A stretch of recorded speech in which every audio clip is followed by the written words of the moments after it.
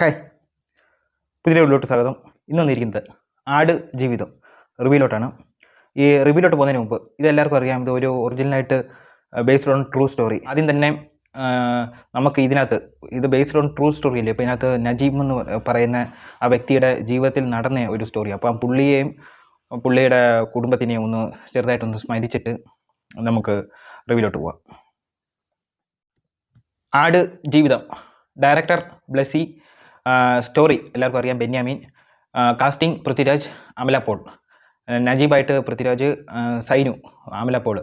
ഈ എല്ലാവർക്കും അറിയാം ഇത് ബ്ലെസ്സിയുടെ ഒരു ഡ്രീം പ്രോജക്റ്റ് ആണെന്ന് അറിയാം. എനിക്ക് തോന്നുന്നു ഇതിനു മുമ്പ് പുള്ളി ചെയ്തത് പ്രണയമാണെന്ന് തോന്നുന്നു 2011. അതിനുശേഷം ഇത്രയും ഒരു ഗ്യാപ്പിൽ ഒരു നല്ലൊരു ഈ ബെന്യാമിൻ്റെ ആടുജീവിതം ഒന്ന് സ്റ്റോറിയാക്കി ഇപ്പം ഏകദേശം 16 വർഷത്തിന് ശേഷം പുള്ളി അതിൻ്റെ പുറകിലൊരു ഓട്ടത്തിലായിരുന്നു. അപ്പോൾ അതിനുശേഷം അത്രയും ഹാർഡ് വർക്ക് ചെയ്ത് പടം ഇന്ന് റിലീസായിട്ടുണ്ട്.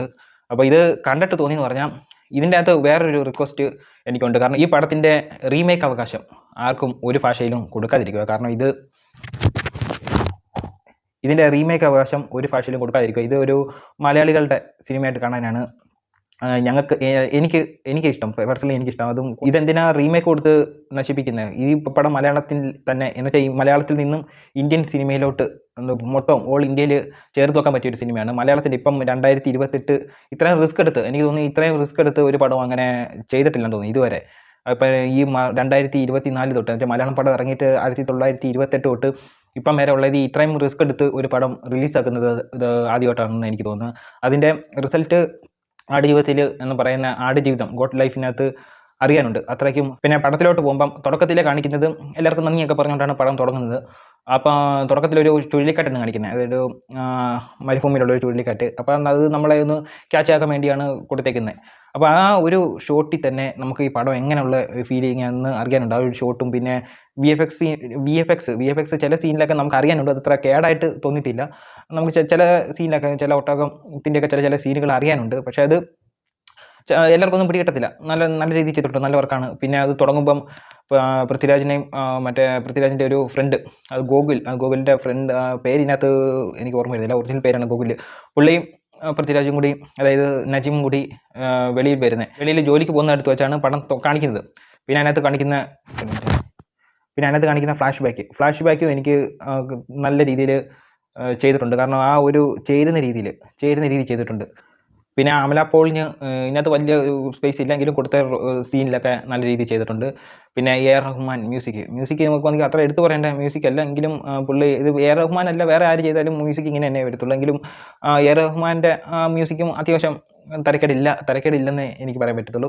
പിന്നെ ടോട്ടലി പടം ഞാൻ പറഞ്ഞില്ലേ, പൊളി പടം എന്ന് പറഞ്ഞാൽ നമുക്കൊരു ഫീലിംഗ് കിട്ടും. ആ ഒരു തിയേറ്ററിലിരുന്ന് ഒരു ഫീലിങ്ങും ഇമോഷനും എല്ലാം നമുക്കത് അറിയാൻ പറ്റും. കാരണം അതിനകത്തുള്ള ഓരോ കാറ്റും തിയേറ്ററിൽ അടിക്കുന്ന ഓരോ കാറ്റുണ്ടല്ലോ, മരുഭൂമിയിൽ അടിക്കുന്നത്, അത് തിയേറ്ററിൽ നമുക്കത് എഫക്റ്റ് ചെയ്യാൻ പറ്റും. കാരണം അത്രയും ഒരു സീനിലാണ് എടുത്തു വെച്ചേക്കുന്നത് പടം. അതേപോലെ ബ്ലെസ്സി എന്ന് പറഞ്ഞൊരു ഡയറക്ടറിനകത്ത് നല്ല രീതിയിൽ ഹാർഡ് വർക്ക് ചെയ്തിട്ടുണ്ട്. അതുപോലെ പൃഥ്വിരാജ് ഇതിനകത്ത് പൃഥ്വിരാജിൻ്റെ ആ ഒരു ശൈലിയൊക്കെ മാറി, ആ ഒരു കാര്യം പറച്ചിൽ വരെ, കാരണം ഒത്തിരി വർഷം കഴിയുമ്പോൾ ആ ഒരു കാര്യം പറച്ചിൽ നാക്ക് തിരിയാത്ത ആ ഒരു രീതി വരെ കറക്റ്റ് ശ്രദ്ധിച്ച് നല്ല രീതിയിൽ ചെയ്തിട്ടുണ്ട്. പിന്നെ അതിൻ്റെ കൂടെ പോയ ആ ക്യാരക്ടർ, പൃഥ്വിരാജിൻ്റെ ഫ്രണ്ടായിട്ടുള്ള പുള്ളിയും നല്ല രീതിയിൽ വിഷമിപ്പിച്ച്, കാരണം വിഷമിച്ചെന്ന് പറഞ്ഞാൽ ആ ഒരു ഇമോഷൻ കണക്റ്റ് ആക്കാൻ കഴിഞ്ഞിട്ടുണ്ട്. പിന്നെ ഇതിനകത്ത് ക്രിസ് ഗെയിലിൻ്റെ കൂട്ടൊക്കെ ഉള്ള ഒരു പുള്ളിയുണ്ട്. പുള്ളിയും അത്യാവശ്യം നല്ല രീതിയിൽ പുള്ളിയുടെ ഒരു രക്ഷകനായിട്ട് വരുന്ന ഒരു ഷോട്ട്, ഒറ്റ ഷോട്ട് അത് കാണിക്കുന്നുണ്ട്. കാരണം ഒരു രാവിലെ സൂര്യൻ ഉദിച്ചു വരുന്ന ഒരു സീനിൽ അതിനകത്ത് മെൻഷൻ ചെയ്ത് കാണിച്ചിട്ടുണ്ട്. പിന്നെ അവസാനിക്കുന്നത്, നമുക്ക് പുസ്തകം വായിച്ചത് ഓർമ്മയുണ്ടല്ലോ, പുസ്തകം വായിച്ചതും ആ കഥ അറിയുന്നവർക്കൊക്കെ ഓർമ്മയാണല്ലോ. ഇത് അവസാനിക്കുന്നത് ആ ഒരു ജയിലിൽ വെച്ച്, പിന്നെ അവരുടെ കൂട്ടി അവർ കാണാൻ വരുന്നു. അതിനുശേഷം നാട്ടിലേക്ക് അയക്കുന്ന രീതി വെച്ചാണ് പടം അവസാനിപ്പിക്കുന്നത്, ബുക്കിനകത്തായാലും. പക്ഷേ കുറച്ചൊക്കെ ഇതിനകത്ത് നിർത്തിയേക്കുന്നത് കുറച്ചും കൂടെ ഒന്ന് നീട്ടി കൊണ്ടുപോകാമെന്ന് തോന്നി. പിന്നെ ഇതിനകത്ത് എഡിറ്റ് ചെയ്തേക്കുന്നത് എനിക്ക് നല്ല രീതിയിൽ ചില സീനിൽ പൃഥ്വിരാജിൻ്റെ ഒരു ട്രാൻസ്ഫോർമേഷൻ സീനിലൊക്കെ ഉണ്ടല്ലോ, അതായത് ആദ്യമേ പുള്ളി വന്ന് ഇറങ്ങിയിരുന്നത് ഒരു ക്ലീൻ ഷേവിലാണ് വന്നിറങ്ങുന്നത്. പിന്നെ ഓരോ രീതിയിൽ പുള്ളിക്ക് ഉണ്ടാകുന്ന മേക്ക് ഓവർ, അത് നമുക്കാണെങ്കിൽ ഓരോ സീനിൽ പുള്ളി 3 ഘട്ടത്തിലാണ് ഇതിൻ്റെ ഷൂട്ടിംഗ് നടന്നതെന്ന് എനിക്ക് തോന്നുന്നത്. കാരണം ആ 3 ഘട്ടം അതിനകത്ത് അറിയാനുണ്ട്. ഒന്നാമത്തെ ഘട്ടം എന്ന് പറഞ്ഞാൽ പുള്ളി ആ ഒരു ക്ലീൻ ഷേവോടെ വരുന്നു. അത് കഴിഞ്ഞിട്ട് 2-3 ആഴ്ച, ഒരു 2-3-4 ദിവസം ഷൂട്ട് ചെയ്തിട്ടുണ്ടെന്ന് തോന്നുന്നു. 3-4 ദിവസം ആ താടിയുടെ ആ വളർച്ചയും അത്രയും രീതിയിലുള്ള ഒരു ഫേസിലുണ്ടാകുന്ന മാറ്റം. അത് കഴിഞ്ഞിട്ട് പിന്നെ കുറച്ച് താടിയായിട്ട് കാണിക്കുന്നത്. അതായത് എനിക്ക് തോന്നുന്നൊരു ഇപ്പം ഇതിനകത്ത് ഇറങ്ങുന്നതിന് മുമ്പേ പറഞ്ഞിട്ടുണ്ടായിരുന്നു, അവർ പറഞ്ഞിട്ടുണ്ടായിരുന്നു ഓരോ സീസണിൽ ഇത് ഷൂട്ട് ചെയ്യാൻ പറ്റത്തുള്ളൂ. അപ്പോൾ ഓരോ സീസൺ ഓരോ വർഷത്തിൽ ഇത്രയും മാസം മാത്രമേ അത് ഷൂട്ട് ചെയ്യാൻ പറ്റത്തുള്ളൂ.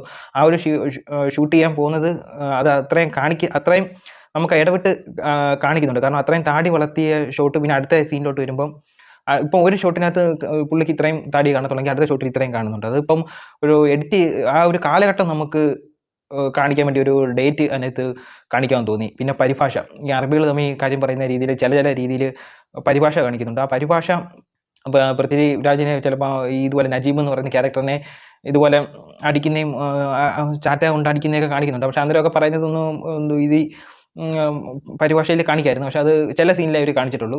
പിന്നെ ബാക്കി നോക്കുവാണെങ്കിൽ അവസാനം കയറിപ്പോകുന്ന ആ വർഷം, ഏത് വർഷമാണ് കയറിപ്പോകുന്നത്, അവസാനം ഒരു ചെറിയൊരു എൻഡിങ് ഇച്ചിരി നല്ല രീതിയിൽ ഒരു എൻഡിങ് കൂടെ കൊടുക്കാൻ തോന്നുന്നു. ഇതൊരു നെഗറ്റീവായിട്ടല്ല പറയുന്നത്. ഇത് മൊത്തത്തിൽ നോക്കുവാണെങ്കിൽ നല്ല ഇമോഷണലായിട്ട് തന്നെ ചെയ്ത് എടുത്ത് വിജയിച്ച ഒരു പടമായിട്ടാണ് എനിക്ക് തോന്നിയിട്ടുള്ളത്. പ്രത്യേകിച്ച് പൃഥ്വിരാജിന് ഒരു നാഷണൽ അവാർഡ് ഇതിന് അയച്ചു കഴിഞ്ഞാൽ എന്തായാലും കിട്ടുമെന്നാണ് എനിക്ക് തോന്നുന്നത്. കാരണം അത്രയ്ക്കും പുള്ളി അതിനകത്ത് കാണിച്ചു വെച്ചിട്ടുണ്ട്. പിന്നെ ഇപ്പോഴത്തെ കാലഘട്ടമല്ലയോ, അത് ഈ നമ്മുടെ ഇപ്പോൾ കഴിഞ്ഞ വർഷത്തെ നാഷണൽ അവാർഡ് കൊടുത്തത് തന്നെ അറിയാം. ആർക്കാ, അല്ലു അർജുന്. എന്തിനാണെന്ന് അറിയത്തില്ല, പുഷ്പയ്ക്ക്. കാരണം അത്രയും ആൾക്കാരെ ഇടിച്ച് പറപ്പിക്കാനാണെന്ന് തോന്നുന്നു നാഷണൽ അവാർഡ് കൊടുത്തതെന്ന് തോന്നുന്നു. അതുകൊണ്ട് ഇപ്പോഴത്തെ കാലഘട്ടം ഇങ്ങനെയാണ്. നല്ലോണം അഭിനയിക്കുന്നവർക്കല്ല കൊടുക്കുന്നത്. പക്ഷേ പൃഥ്വിരാജ് ഇനി ഇത് കൊടുത്തില്ലെങ്കിൽ ഇത് വലിയ മോശമായി. ഇപ്പോൾ സ്റ്റേറ്റ് അവാർഡായാലും പുള്ളിക്ക് അത് അർഹതപ്പെട്ടതാണ്. പുള്ളി അതുപോലെ എഫർട്ട് എടുത്ത് നല്ലോണം ചെയ്തിട്ടുള്ളത്. ഇത്ര എഫർട്ട് എനിക്ക് തോന്നുന്നു അമീർ ഖാനാണ് ഈ ഒരു ഇതുപോലത്തെ ഒരു പടങ്ങൾ ഇതിനകത്ത് കൊണ്ടുവരാൻ തുടങ്ങിയത്. കാരണം ഒരു ഇത്രയും ഹാർഡ് വർക്ക് ചെയ്ത് വെയിറ്റ് കുറച്ച് ഇങ്ങനെയൊക്കെ ചെയ്ത് കൊണ്ടുവരാൻ തുടങ്ങിയത് അമീർ ഖാൻ. അത് കഴിഞ്ഞിട്ട് നേരെ തമിഴിൽ നിന്ന് നോക്കുമ്പോൾ വിക്രവും സൂര്യയും അടിപൊളി ചെയ്യും. ഇപ്പം മലയാളത്തിൽ നോക്കുവാണെങ്കിൽ മലയാളികളുടെ അമീർ ഖാൻ എന്ന് പറയുന്ന ജയസൂര്യ ഇതുപോലത്തെ റോളുകൾ ചെയ്തിട്ടുണ്ട്.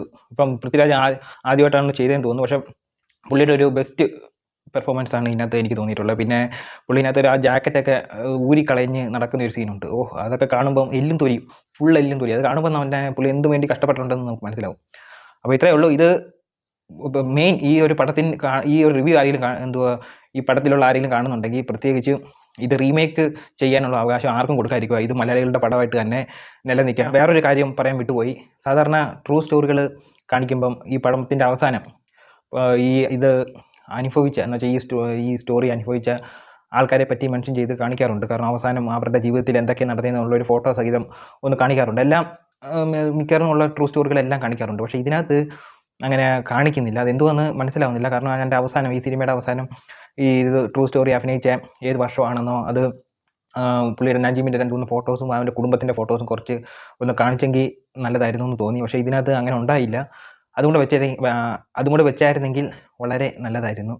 കേരളത്തിലുള്ള ഓരോ മലയാളികളും കണ്ടിരിക്കേണ്ട ഒരു സിനിമയാണ്.